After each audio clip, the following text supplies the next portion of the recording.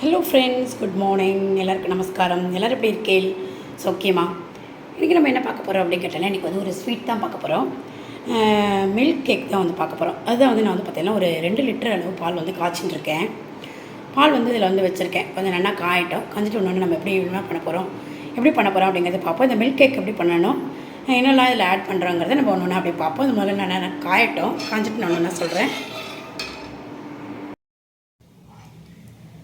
இப்போ இந்த பால் வந்து பார்த்திங்கன்னா காய்ச்ச வச்சுருக்கேன் இல்லையா, இது வந்து கொஞ்சம் கொஞ்சமாக அப்படியே நல்லா காஞ்சின்ட்டுருக்கு. நல்லா காயட்டும். காஞ்சிட்டு இதில் வந்து நம்ம வந்து கொஞ்சம் காஞ்சதுக்கப்புறம் கொஞ்சம் கொஞ்சமாக நம்ம வந்து வினிகர் ரெடி பண்ண போகிறோம்.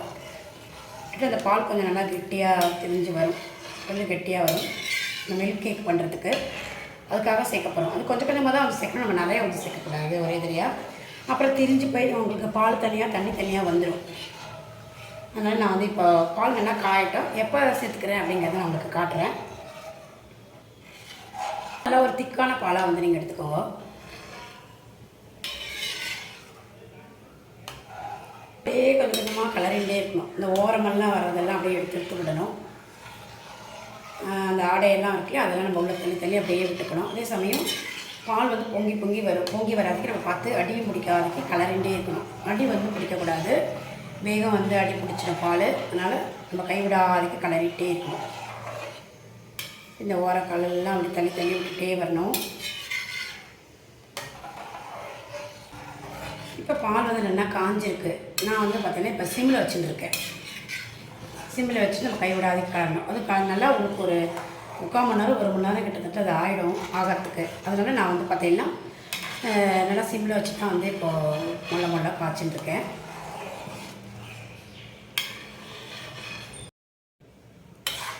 பால் பால் வந்து நல்லா கொதிச்சு வந்துட்டுருக்கு. நல்லா சுண்டி வந்துட்டுருக்கு.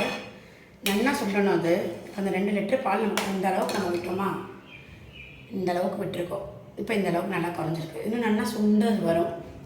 இன்னும் கொஞ்சம் கூட காஞ்சதுக்கு அப்புறமா நம்ம வந்து கொஞ்சம் வினிகர் சேர்த்துக்கலாம்.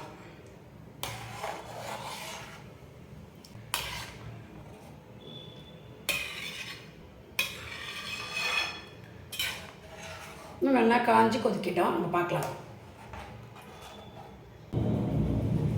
இந்த ஸ்டேஜில் இந்த வினிகர் வந்து இருக்கு இல்லையா, அந்த வினிகரில் வந்து பார்த்திங்கன்னா நான் அதோட மூடியாலே சும்மா ஒரு முக்கால் மூடிக்கு விட்டுக்கிறேன். அதோட மூடியாலே தான், ஜாஸ்தி விடக்கூடாது. கொஞ்சம் கொஞ்சமாக தான் தெரிச்சுக்கணும். அதை ஒரே தெரியாக நிறைய விட்டேன்னா உங்களுக்கு ரொம்ப பால் தனியாக தனித்தனியாக வந்துடும். பன்னீர் எடுக்கிற மாதிரி ஆகிடும். அப்புறம் உங்களுக்கு அந்த மாதிரி பண்ணக்கூடாது. இது வந்து கொஞ்சமாக விட்டுட்டு நல்லா திரிக்கணும். கொஞ்சமாக விட்டுட்டு நல்லா கலரணும். இதுதான் அந்த மார்க்கு. நல்லா உங்களுக்கு காட்டுறேன். உங்களுக்கு இப்போ வந்து நான் கொஞ்சம் பெருசாக ஆக்கிக்கிறேன்.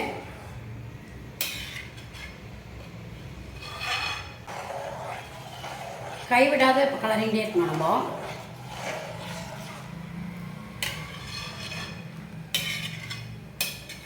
இடைக்கிடைக்கு இந்த ஓரமாக இருக்கிறதெல்லாம் எடுத்து விட்டுட்டே இருக்கணும். மாதிரி பக்கத்தில் ஒரு ஸ்பூனை வச்சுட்டு இந்த மாதிரி இதெல்லாம் எடுத்து விட்டுட்டே இருக்கணும்.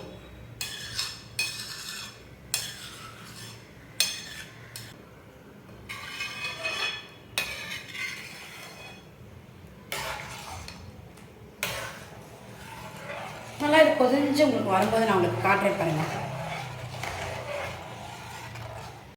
அதை விட்டுட்டு நம்ம நல்லா பால் திருப்பி வந்து கொதிச்சு நல்லா கொஞ்சம் கொஞ்சமாக இருக்குது. இப்போ அப்படியே நமக்கு கொஞ்சம் கொஞ்சமாக அந்த இதெல்லாம் திரிஞ்சு வரும். அப்படியே நம்ம கைவிடாமல் கலக்கின்னு இருக்கணும். இப்போ இந்த ஸ்டேஜில் இன்னும் கொஞ்சம் கூட நான் விட்டுக்கிறேன். அதே மாதிரி இந்த ஸ்பூனாலே ஒரு முக்கால், அதாவது இந்த மூடியாலே ஒரு முக்கால் மூடிக்கு விட்டுருக்கேன் திருப்பி. அவ்வளோதான். இது போதும். இதுக்கு மேலே நம்ம விட வேண்டாம். வினிகர் விடும்போது தான் உங்களுக்கு வந்து அது நல்லா அதோட இது வந்து நமக்கு மில்கோட இதுக்கு நல்லா கிடைக்கும்.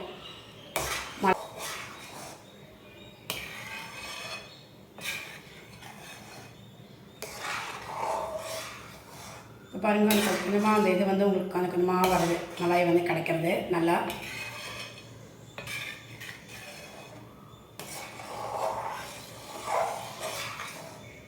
நல்லா பால் வந்து இன்னும் நல்லா சுண்டணும். கொதித்து நல்லா சின்னதாக ஆகணும். அதுக்கப்புறம் தான் நம்ம சர்க்கரை வந்து போடணும். நம்ம வந்து இப்போது இந்த ஸ்டேஜுக்கு தான் நம்ம கைவிடாது கலரிண்டே இருக்கணும். உங்களுக்கு பார்க்கும்போதே தெரியாதுன்னு நினைக்கிறேன். நல்லா மேலே அந்த மழை எப்படி வர பாருங்க.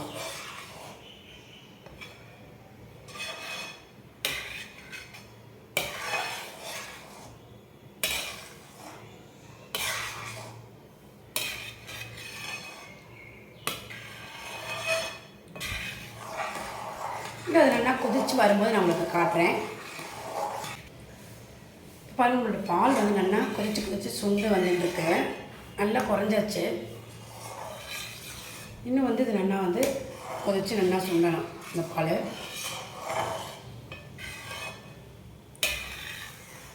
நல்லா திக்காகவும் ஆகிருக்கு பாருங்கள். நல்லா இன்னும் கொதித்து நல்லா சுண்டு நல்லா ஃபுல்லாக அப்படியே கோவாவாக வரும்போது நான் உங்களுக்கு காட்டுறேன். குறைஞ்சது இப்போவே நான் வந்து ஒரு 3/4 மணி நேரமாக வந்து இது வந்து கலரின்னு இருந்திருக்கேன். நல்லா கொஞ்சம் டைம் எடுக்கும். அது உங்களுக்கு பொறுமையாக தான் பண்ண முடியும்.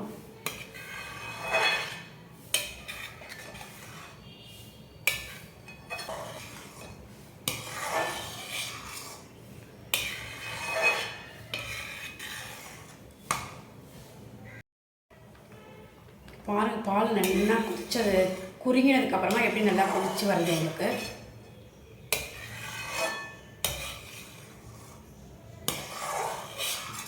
இது இப்போ வந்து நம்ம சர்க்கரைலாம் இப்போ போடவே கூடாது. நல்லா அது திக்காக சின்ன கொஞ்சமாக ஆனதுக்கப்புறமா நல்லா கொதித்து அது வந்து நல்லா சுண்டு கொஞ்சமாக ஆனதுக்கப்புறமா தான் சர்க்கரை போடணும். நான் இப்போ போட்டால் நம்ம திருப்பி அதை வந்து தண்ணி விட்டுக்கோ இல்லையா. இப்போ நான் போடவே கூடாது சர்க்கரை.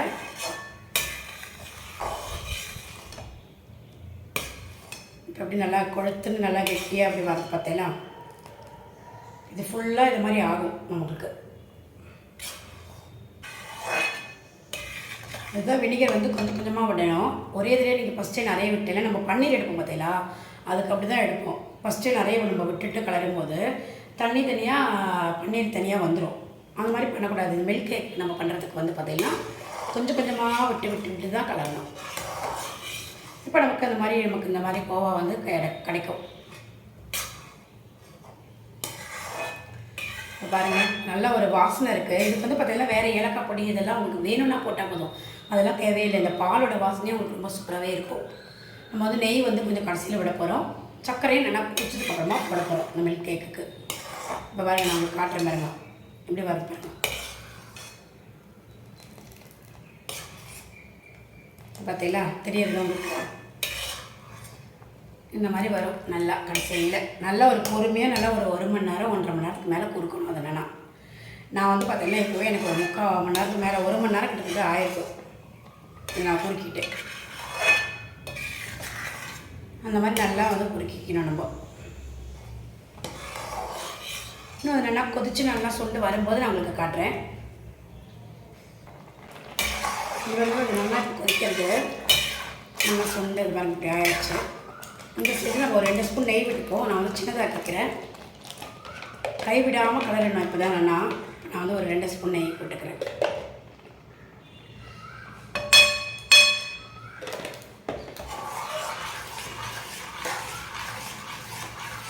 அந்த நெய்யையும் விட்டு நல்லா வந்து கலரிக்கலாம்.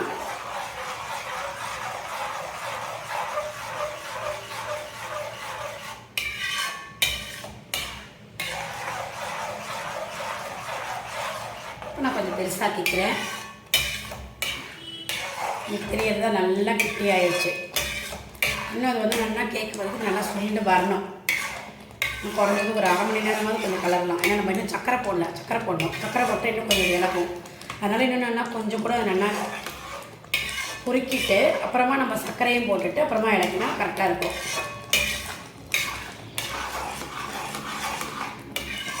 இதுதான் நமக்கு அடி பிடிக்கும். அதனால் நம்ம வந்து கலரிண்டே இருக்கணும் கைவிட ஆவிக்கு.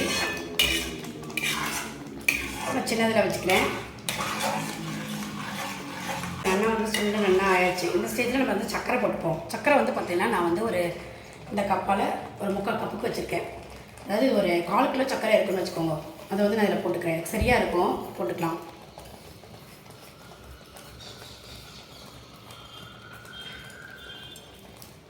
நம்ம 2 லிட்டர் பால் எடுத்துருக்கோம். 1/4 கிலோ சக்கரை கண்டிப்பாக அதுக்கு தேவை. இதையும் போட்டுட்டு கலரிக்கலாம். கலரிட்டு கொஞ்சம் அது ஜூஸ் விடும். திருப்பி நல்லா நம்ம வந்து அதை இலக்கிக்கணும்.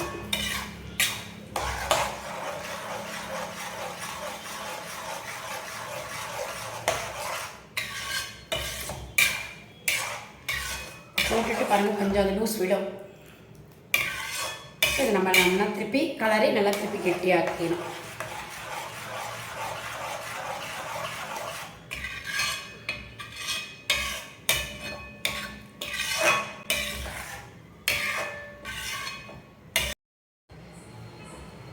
இப்போ இது ஆயாச்சு. இப்போ நான் வந்து இதில் வந்து மாற்றிக்கிறேன்.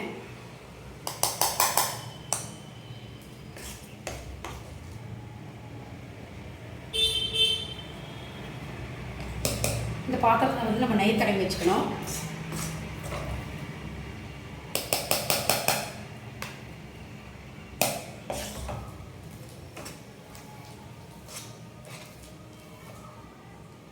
இல்லை இந்த கலருக்கு இருக்கணும், இதே மாதிரி கெட்டி பதமாகவும் இருக்கணும்.